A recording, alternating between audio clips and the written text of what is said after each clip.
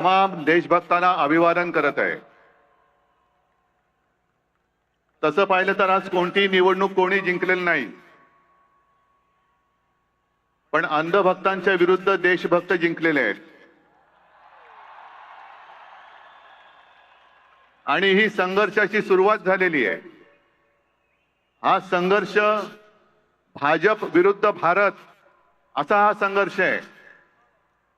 आणि या संघर्षामध्ये आपण सर्वजण जात पात धर्म पक्ष विसरून होय मी भारतीय आहे, मी देशभक्त आहे या एकाच भावनेने सहभागी झालात। आणि मी कालच म्हटलेलं आहे की एका झुरळाने हुकुमशहाला नमवलेलं आहे। हा खरा विष्णूचा अवतार आहे, हा खरा विष्णूचा अवतार आहे। आणि मला मोदीजींना सांगायचंय की मोदीजी की आता तरी देशाकडे लक्ष द्या।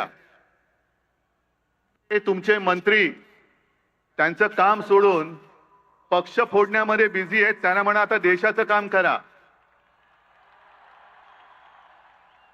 कारण अर्थमंत्री आपल्या निर्मलाबाई घसरत्या रुपयाबद्दल बोलत नाहीत, महागाईबद्दल बोलत नाहीत, पण पेपर फुटीचे फायदे समजून सांगतायत। राजनाथ संरक्षण मंत्री देशाच्या संरक्षणाची बोंब, पण धर्मेंद्र प्रधानच्या संरक्षणासाठी पुढे आलेले। आपले खड्डा मंत्री नाही, रस्ता मंत्री ते इथेनॉल वरती बोलतायत। हा पुढचा विषय नक्की आहे, इथेनॉल वरती बोलतायत ते। आणि मोदींना मला सांगायचंय की तुम्हाला तुमच्या लाडक्या धर्मेंद्रला मंत्रिमंडळातून काढताना किती यातना झाल्या, त्याही पेक्षा जास्त यातना हे आता आपण ज्यांना श्रद्धांजली वाहिली त्या मुलांच्या कुटुंबियांना, त्या मुलांनी जेव्हा जीव दिला तेव्हा झाल्या आहेत। या यातना आम्ही विसरू शकत नाही, विसरणार नाही। फक्त एकच विषय की ठिणगी आता पडले, देशभर वणवा पेटलेला आहे। लगेच आम्हाला विचारतात काय हो निवडणुकीला 3 वर्ष आहेत, निवडणुका गेल्या खड्ड्यात। कारण मोदींनी पाहिले मत चोरी करता येते पण माणसं चोरता येत नाहीत, मन चोरता येत नाहीत। ही मन आता पेटलेली आहेत, पिसळलेली आहेत।